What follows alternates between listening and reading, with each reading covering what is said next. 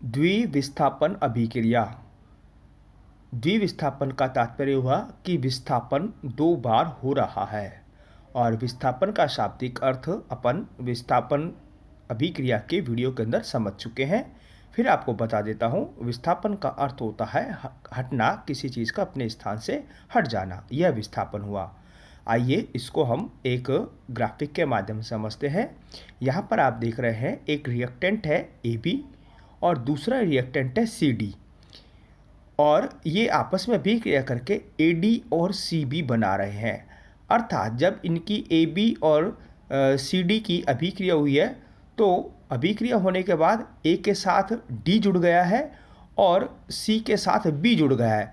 अर्थात जो क्रियाकारक थे, क्रियाकारकों के जो आयन है, आप यहाँ पर दोबारा देख रहे हैं, जो क्रियाकारक है, क्रियाकारक AB में A के साथ B है, और जबकि जो उत्पाद है, उत्पाद के अंदर A के साथ D है, और क्रियाकारक CD में C के साथ D है, और उत्पाद के अंदर C के साथ B जुड़ गया है। यानी कि जो क्रियाकारक थे, क्रियाकारकों के आयन आपस में बदल गए, विस्थापित हो गए। तो ये हुआ द्विविस्थापन। चूंकि दो बार विस्थापन हो रहा है तो ये द्विविस्थापन कहलाया। आइए इसका परिभाषा देखते हैं हम। द्विविस्थापन अभिक्रिया वे रासायनिक अभिक्रियाएं जिनमें अभिकारकों, यौगिकों, क्योंकि अभिकारक इसके अंदर यौगिक होते हैं, यौगिकों के बीच आयनों का आदान प्रदान होता है, द्विविस्थापन अभिक्रियाएं कहलाती हैं। अर्थात जो यौगिक है उसके आयन आपस में बदल जाएंगे, जो रिएक्टेंट यौगिक है उनके आयन आपस में बदल जाएंगे। इसको एग्जांपल देखते हैं हम।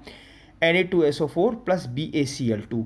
देखिएगा जो सूत्र होता है, सूत्र के अंदर जो लेफ्ट साइड वाला पार्ट होता है वह धनमूलक होता है, यानी धनायन होता है, और राइट साइड वाला जो पार्ट होता है वह ऋण मूलक होता है। तो सोडियम सल्फेट के अंदर जो Na है वह धन वाला भाग है, और जो सल्फेट है वह ऋण वाला भाग है, अर्थात ऋण मूलक है। इसी प्रकार से BaCl2 के अंदर बेरियम यानी लेफ्ट साइड वाला धनमूलक, धनायन, और Cl यानी कि राइट साइड वाला वह ऋण मूलक या ऋण आयन हुआ।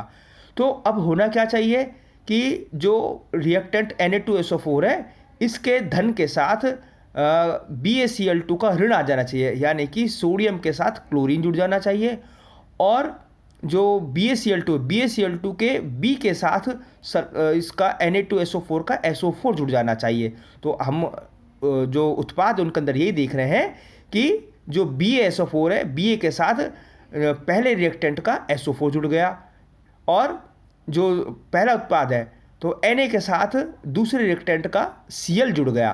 तो इस प्रकार से दोनों क्रियाकारकों यानी कि दोनों यौगिकों के बीच आयनों का आदान प्रदान हो गया, दो बार विस्थापन हुआ, तो ये विस्थापन अभिक्रिया हुई। एक और उदाहरण देखते हैं। लेड नाइट्रेट की अभिक्रिया यहाँ पर पोटेशियम आयोडाइड से हो रही है, और पोटेशियम आयोडाइड से अभिक्रिया करके पोटेशियम नाइट्रेट और लेड आयोडाइड बन रहा है। तो यहाँ पर भी वही काम हो रहा है। अभी जैसा मैंने आपको बताया, क्रियाकारक जो पहला है इसके अंदर लेड धन वाला भाग धनमूलक और नाइट्रेट ऋण वाला भाग हुआ, और इसी प्रकार से पोटेशियम आयोडाइड के अंदर पोटेशियम धन और ये आयोडीन ऋण वाला भाग हुआ। तो यहाँ पर हम देख रहे हैं कि जो पोटेशियम के धन के साथ नाइट्रेट आ गया तो पोटेशियम नाइट्रेट बन गया। इसी प्रकार से लेड के साथ आयोडीन आ गया, यानी कि इसका धनमूलक, और पोटेशियम आयोडाइड का ऋण मूलक आ गया। तो इस प्रकार से लेड आयोडीन का निर्माण हुआ, तो ये दो बार विस्थापन हुआ, तो ये द्विविस्थापन अभिक्रिया का उदाहरण है।